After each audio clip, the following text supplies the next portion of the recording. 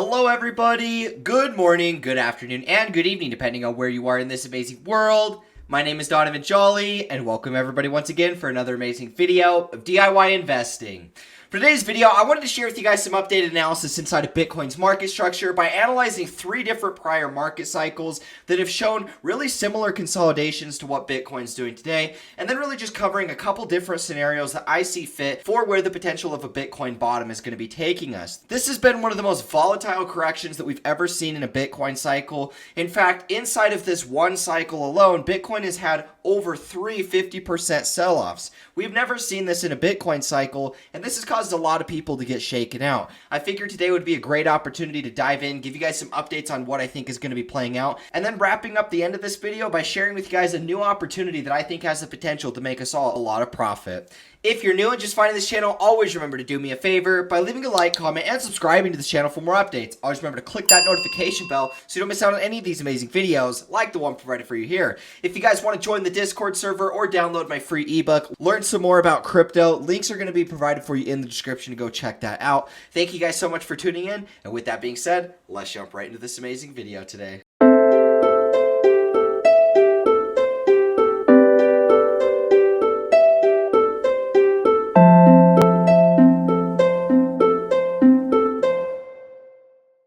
Alrighty guys, so we're going to talk about some analysis that I covered a couple weeks ago. Now, I wanted to talk about this same update because we've had a major advancement inside of the price of Bitcoin. We had another lower low, which is a potential I talked about in that same video. So I figured now would be a good opportunity to cover and give you guys an update on where I think the prices are going to be headed from here now that we did actually get that sell-off. So really what I wanted to talk to you guys about is 2 different market cycles, because I think that both of these, although be at a different point in their trends, I think that these are going to line up really closely to what ends up playing out for Bitcoin. And this is actually something I did talk about in that prior video as well. So guys, obviously from a TA point of view, when we look at the price chart of Bitcoin, this to me just looks like a big range that we found ourselves in between the all-time highs and the all-time lows. Now, whether we bottom right where we're at or whether we actually come all the way back down to retest this range, you know, it doesn't necessarily matter. I think that it can go either way. There really isn't a definitive answer right now. This right here looks to be like it's just going to ultimately resolve to what the path has always been. In this case, it's been just downtrending. So we're going to assume that this is going to keep trending down until we get some type of sizable breakout. Now, the fact is, guys, we do have this major support level approaching down here. And I wanted to share with you guys 2 different cycles that have kind of shown a similar consolidation, and I think what we can expect moving forward. Now, what I wanted to share with you guys is really just comparing what happened to the S&P 500 back from about the beginning of 2000 all the way over here to about the 2008 financial crisis. Now, the S&P 500 went through this very, very similar consolidation range. And we have yet to actually follow the exact fractal of what the S&P 500 did, because what the S&P 500 did, it actually temporarily pierced below its all-time low, right? This was our support. We bounced up. We technically made a new all-time high here. We had one more big capitulation that took place, and this actually took us slightly below that all-time low that we experienced here at about 800, right? And this is something that we could see once again play out with Bitcoin. And that's why I've kind of wanted to keep you guys updated with this scenario where there is the potential where we do actually break below this 29K, 30K range. And this is something that we need to be aware of, because I think that a lot of people during this period would then begin exiting their positions. They would then confirm that this was a double top, and they would assume that this is going to be going, you know, way below 10K, right? I think that this is a scenario that we need to pay attention for, because if we do get that, you know, quick capitulation that just temporarily takes us below that previous support that we had, I think a lot of people are just going to start selling. And I think that that was exactly what happened back here in 2009. You know, I think almost every single person back in this time period would have been saying that this is a confirmed double top, right? Right when we started breaking below this, and even when we got all the way back down to 670, I mean, that is quite a bit below that support level, right? If we draw trading plan tool, that's almost a 15% drop below that support level. And this is in the stock market, which is notorious for not being quite as volatile, right? This was still a massive drop, and it was something that we haven't seen, you know, and people weren't used to in the stock market. You know, we had little pullbacks along the way up, But if we look at this thing was pretty much just going up, and we hadn't really had a consolidation since the 1970s. And that 1970s consolidation was nothing quite like what we saw at the beginning of the year 2000s and then the 2008-2009 financial crisis. And so this is something that I think is a potential we could see play out for Bitcoin. If this is, we would see a little bit of a spill right below the support. In my opinion, it would probably go to like 25,000, 24,000, something like that. I don't think that we go all the way to retest that previous all-time high, even though that's the most logical thing that everybody's going to be targeting. I already see people, a lot of people targeting 20,000 as our next level that we're going to be hitting. But I don't think that we'd actually come all the way back down. I think it would just be a little quick one where we'd come back up like this, and then we'd probably rebound along the lines of that. You know, just something like what happened here in 2008. And what happened after was ultimately just us going into another new all-time high. On the higher time frames, this was just a consolidation structure before we ended up getting more bullish continuation, and it resolved in, you know, it resolved in the most obvious trend that was already in place. We've just been uptrending for a long time. And so when we compare what's happening to Bitcoin, we see a lot of the same similarities here. Now, I'm not going to sit here and call that we're going to break below the support. I'm just giving you guys this alternative as something to watch out for in case it does happen.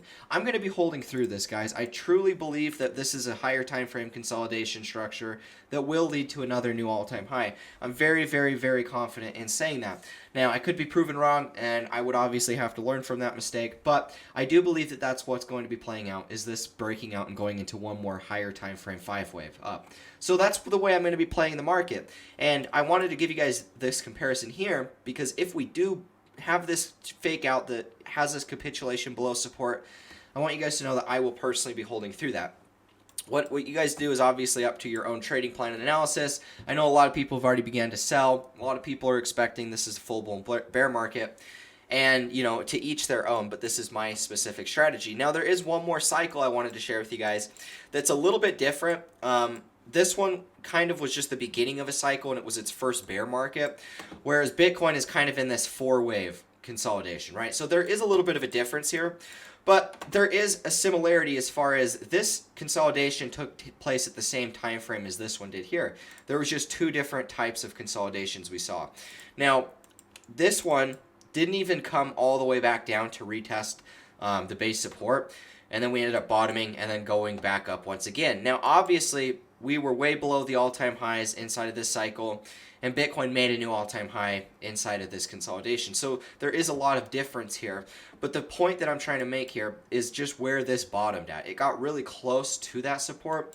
And so for Bitcoin today, I wouldn't be surprised if we ended up making something like this where we bottom, you know, maybe make a higher high or even potentially come all the way back down and retest the base support right here. This is something I really wouldn't be surprised to see Bitcoin do. Bleed to support and then bounce back up, something like this. I still believe that this is just going to be a 4-wave consolidation. And when we look at Bitcoin specifically, there's nothing that changes in my big picture analysis. We still see wave 1, we still see wave 3, this is wave 4, and we still have to get wave 5 before this impulse is even done. Now, a lot of people could say that we're going to have a shorter wave 5 because of the length of time. We're extending past all of our targets being the end of the year. I don't think that it changes necessarily that much. The big thing that changes is just the length of consolidation, right? And it reminds me very similarly of what we saw here back in this entire consolidation when we first started the bull run. This was a long period of consolidation. And if we drop from the top all the way over to pretty much the breakout point, you're looking at roughly 500 days, just under 500 days worth of consolidation before we finished that and got a new all-time high. Now, this is very similar to what we're seeing today. The only difference is really just the length of time. Depending on where you draw the line, at the very top to where we're at today, it's only about 290, 287 days. If you go from, you know, maybe over in here, this area, you're at about 340. So obviously it's not going to be the same length of time that this one took, but it's still a long period of time that we're seeing here inside of this consolidation. And so regardless though, the length of time that we've been inside of this consolidation is still a lot. Whether it's just under 300 days or whether you're looking at this as almost a year, we've been in this consolidation for roughly, 3/4 of a year to a year. And so this is a really long period of time to be inside of this wave 4. And that's why I believe that when this does get resolved, where we do find support one way or another inside of this trend, I do believe that the next move coming will be very big. And the thing that I see, the added length of time in this consolidation just means that the move on the upside will be that much bigger. The thing that I underestimated inside of this cycle when it came to focusing so much at the end of the year was one of the things that that ended up coming up that I didn't really plan ahead for, was just the increase of the amount of money inside of this market today compared to what we saw in 2017, compared to what we saw even in 2013. Due to the amount of money that is inside of this market compared to the prior cycles, it takes a lot longer period of time to actually move that amount of money. And this was something that I, didn't plan for quite as much. I was still assuming that it was still a young market, and even though there was a lot more money in the market, it would still move like the prior cycles. This was obviously wrong because we have not moved like that. We've had a lot longer period of consolidation inside of this range. Even though we started the cycle following the same 4-year cycle trend, the 4-year cycle trend was projected to top about here. So obviously we weren't going to be selling way below the previous all-time high, and that's why I'm still sticking to the thesis that we're going to have one more move. It's just that my plan has changed because it is taking a little bit longer to get there. I still believe that this is just a triangle consolidation inside of wave 4, and that's why wave 5 coming, just because all the new money that's entered the market, the amount of new money that's entered the market, it does take more time to be able to move that into a bigger move.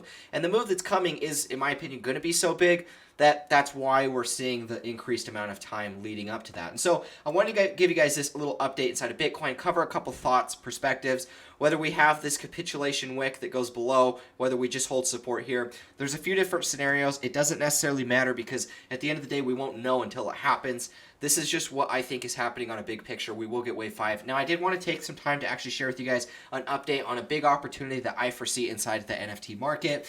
I know a lot of you guys have been watching. My last video talked about NFTs. We talked a little bit about Frogland, and Frogland actually has over doubled in value.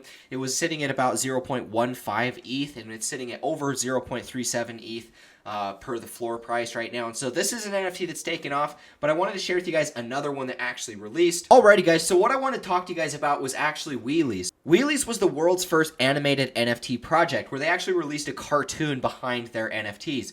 And the cartoon is live, so if you guys do want to go ahead and watch that, it's going to be 15 minutes long, linked on their YouTube channel. I'm going to link it in the description for you guys to go ahead and check that out. Now, the mint is now live if you guys do want to go check one of these out. They are hosting a contest, so anybody that holds at least 5 Wheelies is going to be entered in a chance to win a limited edition custom Miguel Paredes art piece. And so if you guys do want to actually win that or have a chance to win that, you just have to hold 5 Wheelies. If you guys haven't had the chance to mint your Wheelies, go ahead and do it over here. Something I'm really excited about that they're going to be doing, they're going to be taking some of the community Wheelies. So any Wheelie that you guys actually mint, you're going to get entered in a chance for your Wheelie to get featured in the cartoon itself. And so you guys might end up actually seeing your Wheelie inside of the cartoon, animated and everything. And so if you guys are interested in all of that, the mint page is going to be linked in the description. You guys can actually mint 10 Wheelies per transaction. And then once again, if you guys want to go ahead and watch the actual cartoon series, all of that is going to be linked in the description as well. I really think that this is going to be taking off just simply because of the fact it's going to be the world's first animated NFT cartoon. We're seeing NFTs flying. Like I just stated in my last video when I covered Frogland, that one's already over doubled in ETH value. And so anybody that actually bought one of those, shout out to you guys. They're going to be releasing a lot of new content, and I'm also going to be making a video about them with them later down the line. And so stay tuned for that. If you guys are interested in more NFT content, I am going to actually be talking more about this stuff, migrating my channel, talking a lot more about NFTs, just because I foresee NFTs being one of the most undervalued and one of the biggest opportunities coming for the end of the cycle. We're seeing a lot of retail that isn't getting into crypto because of cryptocurrency so much. They're getting into crypto because of NFTs. And because of this, I believe that real value is going to be created by buying some of these NFTs. It might not make a lot of sense to you guys. It might not make sense why people are spending hundreds of dollars for pictures. But at the end of the day, it's actually the tokens backed to the pictures that are creating all of the value. People really like the art, and people are willing to buy and invest into the tokens attached to the art. in order to make a profit. And so that's why we've seen them taking off. If you guys do think that these are good opportunities and you want to learn more, stay tuned for more. I will be updating more on the channel talking about that. Keep in mind, guys, links are going to be in the description if you guys want to go ahead and mint a wheelie or check out their first episode of their cartoon. Episode 2 will be coming out very shortly. You guys can also join their Discord. Links are in the description for that. Thank you guys so much for watching. Thank you guys so much for tuning in. With that being said, guys, I will catch you in the next one. As always, peace out.